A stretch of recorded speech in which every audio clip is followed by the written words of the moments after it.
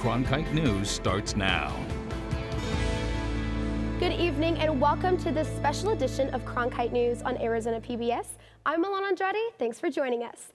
Tonight, we're taking a look at the stories from our sports bureau, from the Nascar playoff season to sports betting in Arizona. The Arizona Rattlers opened the Indoor Football League playoffs with a win against the Sioux Falls Storm Sunday night. Reporter Zachary Larson tells us how a passionate fan base is helping the team succeed on the field. The Indoor Football League doesn't have an out-of-bounds rule. There's no punting, but there's plenty of scoring, which has become a draw for many fans. It's just like non-stop. There's just a lot of scoring. That's what I like. I'm not a big fan of low-scoring things. High scoring's great. Even before 5,800 fans came to see Sunday night's 69-42 win over the Sioux Falls Storm, supporters like BJ Knuth have been hooked on arena football for years. The action is close. It's very much of a community, so you feel like you're more part of the team. It's just a fun experience, and a different experience than any other professional game. Not only did the Rattlers dominate on the field, their fan base, known as the Ninth Man, made their presence heard during the game as well. They've helped us create this home field advantage, right? So, I mean, they just bring so much energy to the building. They're so passionate. We got a bunch of rowdy fans, and, you know, it's definitely down on the field. Not only has the success of the Rattlers brought in plenty of fans, it's the dedication to the fan base that drives them back to the arena. The crowd is big, man. That's why we're out there signing autographs now. I tell them all the time, man, I want to see you next week. I want to see you next week. I want to see you next week. Keep coming. We need you. The Rattlers hope their home field advantage throughout the playoffs will pay off and result in a 7th championship. In Phoenix, Zachary Larson, Cronkite News. Today, sports betting became legal here in the state of Arizona, and those willing to place their bets will line up as early as 7 a.m. Many teams have sportsbooks inside and outside of their stadiums, including the Arizona Diamondbacks. Cronkite News reporter Cam Dyer was there for the grand opening. The fun began early at Chase Field, with fans lining up to place bets starting at 7 in the morning. And then the festivities just cranked up from there, including appearances from celebrities and government officials alike to celebrate the momentous occasion. Who's excited to place their first bet today? Sports gambling is always an exciting prospect for fans, and it was a long time coming until the state legislature and Governor Doug Ducey signed the bill into law last April. Ducey is excited by the prospect of captivating more spectators and leading the charge to a new era. The Caesar Sportsbook will be an exciting new offering to get more fans engaged as it continues to reach new heights. And what better place than our old ticketing window, another example of the past meeting the future. Having a line out here early shows you that there's a lot of excitement and there was great anticipation for it. I think that's only going to grow over time. It's a great day. It's a historic day for the state of Arizona. Some of the gamblers in line were first-time bettors, and others were wily veterans. But both groups couldn't wait to put some money on games. It's always exciting to have some skin in the game, of course. Watching your team and putting some money on it and riding out these bets at the end, and definitely gets your heart going and gives you a little bit of a thrill. Today, sports gambling is live all throughout Arizona, including sportsbooks at the Footprint Center and the Phoenix Raceway. Now, fans will have more ways than ever to engage with the sports that they love. In Phoenix, for Cronkite News, I'm Cam Dyer. Chase Field's full 20,000 sportsbook won't be open until 2022. Fans can also place bets on their mobile devices by downloading the sportsbook app. Later in the show, we'll tell you how the online sportsbook works at the Phoenix Raceway. The football team at Central High School is in a pivotal year in its long-term rebuild, and they're off to a good start at 2-0. But as Evan Osherwitz tells us, the Bobcats will have more to play for in 2021 than just their record. Central High School has high hopes for this season under fourth-year head coach Chandler Hovick. A return to the playoffs for one, but that might be icing on the cake given everything this team has gone through. Back in May, receiver Quentin Conley tragically lost his younger brother Cortez, who was killed in a knife attack on his way home from a spring football game. The sophomore continues to mourn his brother, but playing the game he loves helps alleviate some of the pain. When my brother died, I kind of went into I kind of wanted to disappear from everybody, but I feel like my coaches, all my friends, you know, they kind of they stuck around, you know. After he lost his brother, we just had to support him more than ever and lift him up. Tragedy struck again in July when team captain and the school's student athlete of the year, Corvell Simmons, drowned while paddleboarding. Simmons lived with teammate Carter Allen, and the two forged a strong bond. We brought him into our house just to give him a place to live, you know, and not knowing how it was going to be. But since he was such a great person, he kind of bonded with us, and we came together and formed like a family. Central has publicly dedicated its 2021 season to Cortez Conley and Corvell Simmons, and the team hopes its newfound purpose will help end its streak of 11 straight years without a playoff appearance. But Quentin Conley has his own individual plans to carry on his brother's legacy. I'll ball out, regardless. Everything in the game, practices, you know, when I return, 100%. Everything I do from now on, this point on, is 100%. Honoring the memories of Cortez Conley and Corvell Simmons is far more important to Central this year than winning games. Emotions may run high, but Coach Hovick says that his team is more focused than ever, and that mindset may just lead to more victories. In Phoenix, Evan Osherwitz, Cronkite News. The 2021 NASCAR playoff season is underway. 2 races in the round of 16 are already in the books. One Glendale native is hoping to speed through to the next round. Cronkite News reporter Ashlyn Register has more on how the NASCAR driver prepared for his playoffs debut. It was a Cinderella story for Front Row Motorsport driver and Arizona native Michael McDowell winning the 2021 Daytona 500. This was his first career Cup Series win in his 11th season start, securing a playoff spot after the first race of the season. You know, there's always that chance that there's more than 16 winners, so I didn't really feel locked in. I never really allowed myself to get super excited about that until, 2 or 3 weeks ago. McDowell has been with multiple teams over the years, including Levine Family Racing, and is now in his 4th year with Front Row Motorsports. It has been an uphill battle for McDowell over the years. It would have been very easy to give up several years ago, but, by staying faithful to what I feel like I was supposed to do, now I'm getting to enjoy something awesome. With no super speedway tracks in the first 3 races of the NASCAR playoffs, colleague and Arizona native Alex Bowman knows that McDowell will be a force to be reckoned with if he advances to the next round with Talladega in the lineup. He's probably one of the best speedway drivers in the series right now. It's cool to see him have success there.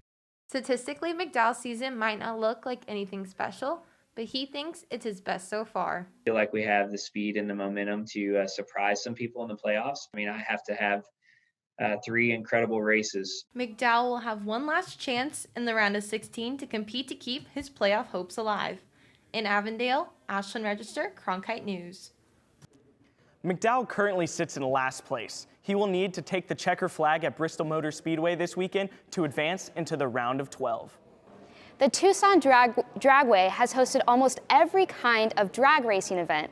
Cronkite News reporter Jack Johnson shows how a new drag racing series is breaking traditional barriers and giving car enthusiasts a chance to live life in the fast lane. A storm descended on the Tucson Dragway. Mother Nature supplied the lightning, Street Warriors brought the thunder. It was the first ever event in Arizona for Street Warriors, a nationwide touring series that champions the street racing culture. For the car enthusiasts in attendance on a stifling windy night, it was an opportunity to connect with their passion in a new way. I want to hear loud cars. I think that's one of my favorite things. I just want it to be loud. Loud cars were combined with high speeds. Unlike other established racing series, there were few barriers to entry. Entrants just needed to have an automobile, get a quick inspection, and pay a small fee to race for hours. The adrenaline rush of topping 100 miles per hour is not easily forgotten by road racing veterans. It's exhilarating. You get a shiver all through your whole body, that excitement, the nerves, the tingling feeling, but then when you're all done at the end, you get past the finish line, you get that deep breath of fresh air that just comes out. It's a great feeling.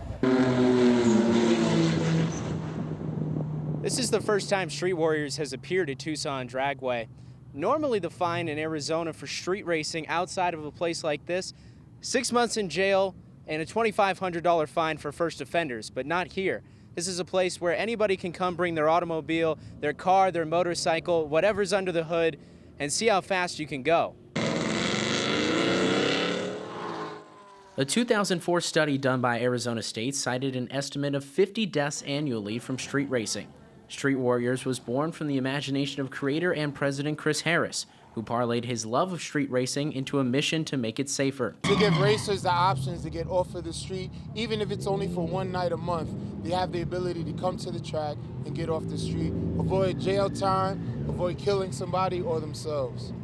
Whether it be for the first time or all over again, Street Warriors provided Arizonans the opportunity to fall in love with the street racing culture.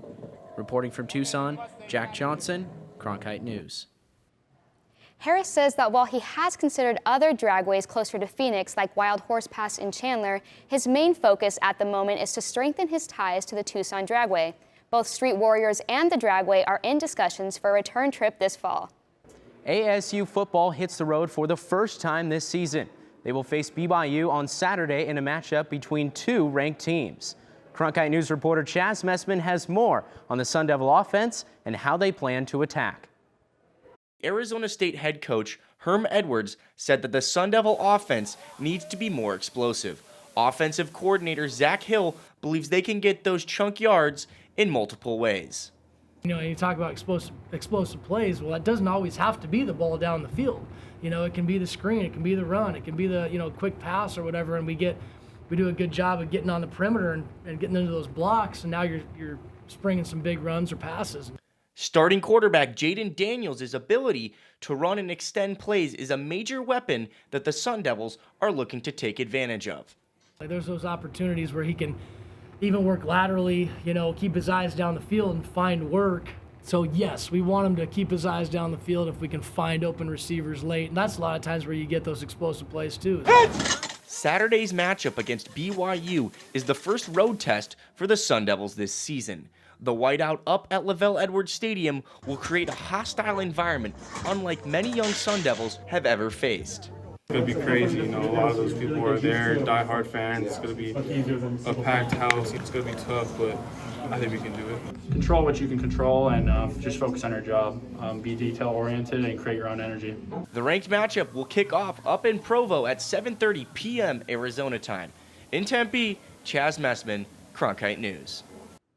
After COVID-19 forced countless cancellations, some charities are welcoming back fitness events to raise funds. By being back in person, these events celebrate camaraderie, good causes, and raise millions of dollars. From our Los Angeles bureau, Cronkite News reporter Jude Binkley takes us to one of these fundraisers. Flashing neon lights, pyrotechnics, bumping music. No, this isn't a rave, it's Ride the Night, an annual fundraiser for cancer research. Spin cyclists overlook the Manhattan Beach Pier and pedal hard to 80s music while being illuminated by lights. It's been 847 days since these cyclists have been able to ride together. The event was held virtually last year and was rescheduled for May earlier this year. Here we are in September, which is really not our usual time of doing it, but and we had a shorter span of time to plan and organize and all kinds of other curveballs, but we felt like we really needed to because I think during all this, people are still suffering from cancer, and we really owe it to our community to do it. The cause means a lot to founders and participants alike. Their fundraising efforts going to support 3 nonprofit cancer charities. We all have to deal with cancer at some point, whether it's ourselves or people we love, and I'm actually have a dear friend who's fighting with stage 4 pancreatic cancer right now, so I think for me it means a lot just writing for her. During COVID, charitable giving has been on the rise. According to an annual report on philanthropy, giving by foundations reached an all-time high of over $88 billion in 2020. The event acts as the pre-party the night before the Tour de Pier, the fundraiser in its 9th year, choosing to move charity forward by riding in place. It's a bit of a unique format in that you don't have to organize a route, and you have an audience here that is, effectively yours, which tomorrow will be a 5-hour event. And so you have an opportunity to really convey the inspiration and the message that we're trying to get across as it relates to cancer.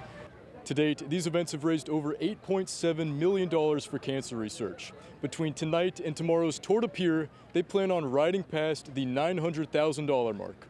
In Manhattan Beach, Jude Binkley, Cronkite News. Tour de Pure plans to return to its normal scheduling next year with the aim to come back to Manhattan Beach in May 2022. The Arizona State Gymnastics team has a pair of head coaches that have a bond that extends outside the gym. Cronkite News reporter Talia Massey shows us why the dynamic duo works so well. To share the title of head coach requires a chemistry like no other. For the Arizona State women's gymnastics team, their coach's chemistry is undeniable. It is bound by wedding vows and unfailing love. One of the things we bring up a lot when we coach with each other is just that trust factor. You know, you'll never trust your coworker any more than like being with your husband. Jessica and Jay Santos share the title of head coach after Jessica was promoted from associate head coach in June.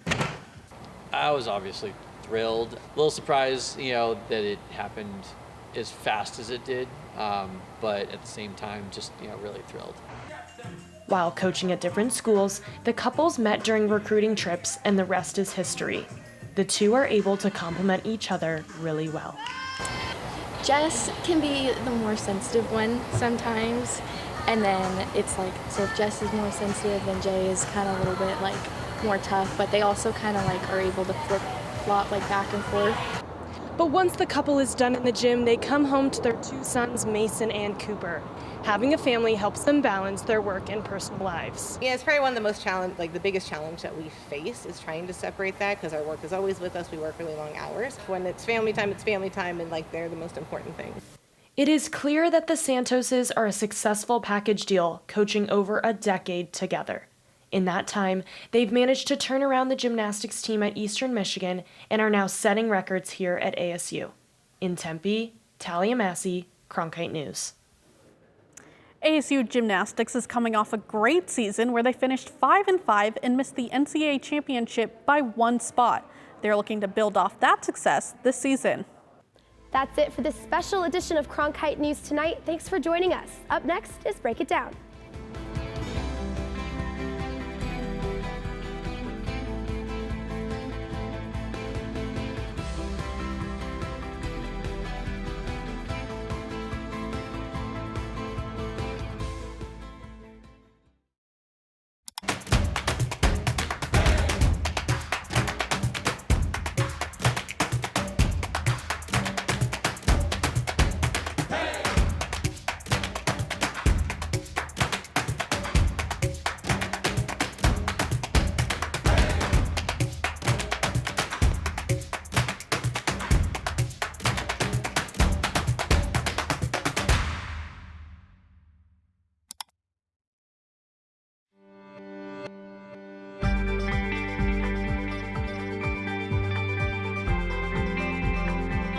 Break It Down is brought to you in part by Mayo Clinic and viewers like you.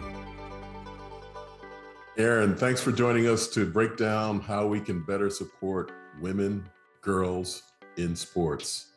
And you've had quite the sports journey. You've been with the biggest enterprise, the NFL, and you've done some work with a wonderful nonprofit that focuses on race and sports kinds of issues. Now you're at the Women's Sports Foundation. Why don't you just give us a quick overview of what the Women's Sports Foundation does? Yeah, absolutely. I have been blessed to spend the last 20 years mostly working in men's sport, New York Giants and the NFL, but moving into nonprofit in the last few years and coming over to the Women's Sports Foundation has been a real gift for me. As a 3-sport athlete myself and a men's football coach in college, sport has been transformative for me in every way possible, personally and professionally, and to get to use this part of my career to give back to other girls and women is huge. And that's exactly what the Women's Sports Foundation is set up to do. We exist to help girls and women reach their full potential through sports and in life. We were founded 47 years ago by Billie Jean King with about $5,000 of her own money to really get at that, to create programs and advocacy and education that would help girls and women reach their full potential through sports. And next year, which is the 50th anniversary of Title IX, we anticipate reaching our goal of giving back to $100 million in grants and programs to support the fight for gender equity in sports. So Women's Sports Foundation has come a long way, but we also have a lot more work to do.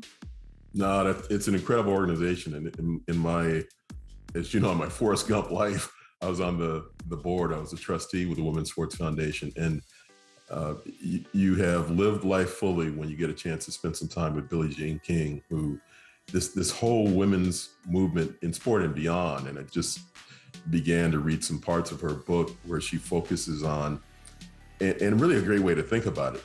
When we see a woman or we see someone doing something for women's sports, let's not say it's women's sports, let's say sport, that this is important for sport. Has she really lifted the organization to think more in that direction? It's a Women's Sports Foundation, but it's more. Yeah, she does. I had the privilege of meeting her backstage at the ESPN Humanitarian Awards a few years ago. I was with the company Rise that had won and interacted with her backstage, and I was just blown away. I mean, she's powerful. The way that she speaks, she's so eloquent, but her expectations are very high. She brings her A game to every situation. And I think the thing that has really struck me the most is how much she brings that power and the A game to the foundation. She brings her whole network, all her resources, all her knowledge, and all her passion to try to make sure that we're advocating for girls and women in sports and using all those resources to do it. She's impressive. Yeah, she's wonderful. You know, one of the things that the Women's Sports Foundation was engaged in recently, and a good part of society was as well, this whole concept of mothers as athletes, or mothers being able to continue to participate in sport. And the past Olympics, we saw Allison Felix at her best once again. Can you talk some about what the Women's Sports Foundation has done in that space? I mean, we think a lot about girls getting involved in sports. We think a lot about getting more women to be elite athletes, but this category of mothers. Talk a little bit about that. Yeah, absolutely. So there's really 5 areas that we focus on at the Women's Sports Foundation. We do a lot of research, try to make sure that everything is data-driven, focus on advocacy, making sure that we're being on the front lines of legislation and political change. Everything is based in education. And then we focus a lot on grant making and leadership development. So we have it's called the Power of She Fund in partnership with Athleta, which is an amazing organization. They create women's athletic gear, but they do so much to really authentically support women on the ground. And we have 3 grant programs with them. Wellness for All, which is really focused on BIPOC entrepreneurs and making sure that sports and movement reaches the BIPOC community. We also have Move Together, which is a multi-generational movement to make sure that we're bringing communities together at all levels. And then this year we introduced the Child Care Grant as well, which is really designed to eliminate barriers for mom athletes. And to be honest, I felt pretty naive coming into this. It wasn't a problem that I knew existed. I'm not a mother myself, and I mentioned I've typically worked in women's sports, and I guess I felt a little embarrassed that I didn't know that this was a huge problem, because it's a borderline best practice for sponsors and companies to essentially abandon mom athletes when women get pregnant. It's kind of, your career is considered over and the financial resources dry up. And because a lot of sports are based on how you've been competing lately, if you take a significant break to have a child postpartum, often the barriers that are created there are pretty significant. So Allison Felix, she is a powerhouse woman, our most decorated woman track and field athlete in American history. And that happened to her. When you think about all the success that she's had, and when she had her daughter, Cammie, she found out that a lot of those resources dried up. So she was upset about it, wanted to do something about it. Not only did she come back herself, but she partnered with Athleta and the Women's Sports Foundation to make sure that we're bringing that to other women. So this year we're awarding 20 grants, $10,000 a piece, to mom athletes. We've already given away 9 of them, 6 to Olympics and Paralympians who are competing this summer, and we have 11 more to give. So if there's someone out there, an elite athlete, you've got some child care barriers, we genuinely want to help to help them get over those barriers. And Allison has been a phenomenal resource in making that happen. Yeah, that's a great partnership, and that is the WSF Women's Sports Foundation at its best, on the cutting edge doing these things. Speaking of allies, and there's been certainly a lot more men wearing kind of the orange hoodies of the WNBA. What should men be doing in this space? Just some more ideas for the guys that are watching this. that want to step up? Yeah, absolutely. I mean, you talked at the top about how Billie Jean King says they're sports. It's not women's sports, men's sports, they're sports. I think the biggest thing we can do is encourage girls to play sports. You know, I grew up with a father who was extremely supportive of that, and I didn't realize how rare that was until recently, that the messages we get early in life and the opportunities we get can help define us. I think as boys and men, they can be allies. They can encourage the girls and women around them to play. They can watch the girls and women around them play, not because they feel bad for them, but because they're amazing athletes. And when we're in positions of power, we can make sure that we're being inclusive, we're bringing women to the table, and we're thinking about sports in an equitable fashion, that we're really thinking of it on that level playing field. Well, Erin, thank you. Thank you for breaking down for us the ways that we can be more supportive of women in sports, and by doing so, be more supportive of sport. Thanks, Erin. Absolutely. Thank you.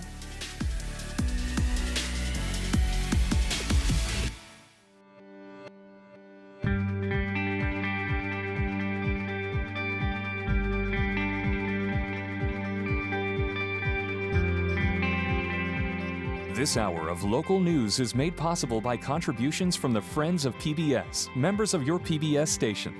Thank you. If you have comments about Arizona PBS News, please contact us at one of the addresses on your screen. Thank you.